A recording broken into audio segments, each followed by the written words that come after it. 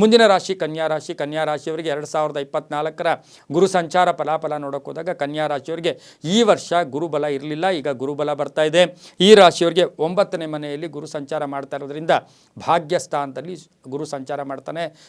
ಈ ವರ್ಷ ತುಂಬ ಅದೃಷ್ಟ ಕೂಡಿ ಬಂದಿರತಕ್ಕಂಥ ಯೋಗ ಕೂಡ ಕನ್ಯಾ ರಾಶಿಯವರಿಗೆ ಇರುತ್ತೆ. ಹಿರಿಯರ ಸಹಕಾರ ಚೆನ್ನಾಗಿರುತ್ತೆ. ಬುದ್ಧಿವಂತರ ಭೇಟಿ ಆಗ್ತೀರಾ.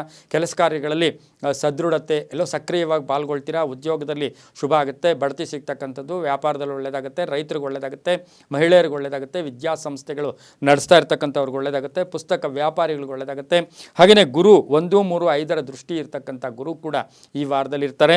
ಅದರ ಜೊತೆಗೆ 7 ಮತ್ತು 4ರ ಅಧಿಪತಿಯಾಗಿರ್ತಕ್ಕಂಥ ಗುರು 1ರ ದೃಷ್ಟಿ ಇರೋದ್ರಿಂದ ಆತ್ಮವಿಶ್ವಾಸ ಜಾಸ್ತಿ ಇರುತ್ತೆ. ಕೆಲಸ ಕಾರ್ಯಗಳಲ್ಲಿ ಶುಭ ಆಗುತ್ತೆ. ಹಾಗೆಯೇ ಯಾರೇ ಏನೇ ತೊಂದರೆ ಕೊಡಕ್ಕೆ ಬಂದರೂ ಕೂಡ ಜಯಿಸ್ಕೋತೀರಾ. ಕೆಲಸ ಕಾರ್ಯಗಳಲ್ಲಿ ಒಳ್ಳೆಯದಾಗ್ತಕ್ಕಂಥದ್ದು, ಅಪರಿಚಿತರ ಸಹಾಯ ಸಿಗ್ತಕ್ಕಂಥದ್ದು, ಸಹೋದರಿಯರಿಗೆ ಏನಾದರೂ ಆಸ್ತಿಯನ್ನು ಅಥವಾ ಅದೃಷ್ಟವನ್ನು ಕೊಡ್ತಕ್ಕಂಥ ಯೋಗ ಕೂಡ ಇರುತ್ತೆ. ಸಹೋದರರ ಯೋಗ ಕೂಡ ತುಂಬ ಚೆನ್ನಾಗಿರುತ್ತೆ. ಏನೇ ಕೆಲಸ ಕಾರ್ಯಗಳು ಮಾಡೋದು ಸ್ವಲ್ಪ ವಿಚಾರ ಮಾಡ್ಕೊಳ್ಳಿ. ಮಂಗಳ ಕಾರ್ಯಗಳಲ್ಲಿ ಭಾಗಿಯಾಗ್ತೀರಾ. ಹಳೆಯ ಆಸ್ತಿಯ ಕಲಹ ಇತ್ಯರ್ಥ ಆಗುತ್ತೆ.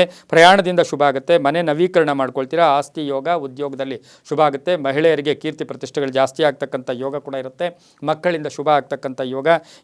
ಈ ಒಂದು ಕನ್ಯಾ ರಾಶಿಯವರು ತೆಂಗಿನ ಮರವನ್ನು ದಾನ ಮಾಡಿ. ಆಶ್ರಮಗಳಿಗಾಗ್ಬೋದು, ದೇವಸ್ಥಾನಕ್ಕಾಗ್ಬೋದು, ತೆಂಗಿನ ಮರವನ್ನು ದಾನ ಮಾಡಿದ್ದೆ ಆದರೆ ತುಂಬಾ ಒಳ್ಳೆಯದಾಗುತ್ತೆ. ಅದರ ಜೊತೆಗೆ ಮಕ್ಕಳಿಗೆ ಸಿಹಿ ತಿಂಡಿ ಹಂಚಿ. ಮಕ್ಕಳಿಗೆ ಕನ್ಯಾ ರಾಶಿಯವರು ಬುಧವಾರ ದಿವಸ ಸಿಹಿ ತಿಂಡಿ ಹಂಚಿ, ತುಂಬ ಒಳ್ಳೆಯದಾಗುತ್ತೆ. ಕೆಂಪು ಮತ್ತು ನೀಲಿಯ ಬಣ್ಣವನ್ನು ಉಪಯೋಗಿಸ್ಕೊಳ್ಳಿ. 5 ಮತ್ತು 4 ಅದೃಷ್ಟ ಸಂಖ್ಯೆಗಳಾಗಿರುತ್ತೆ.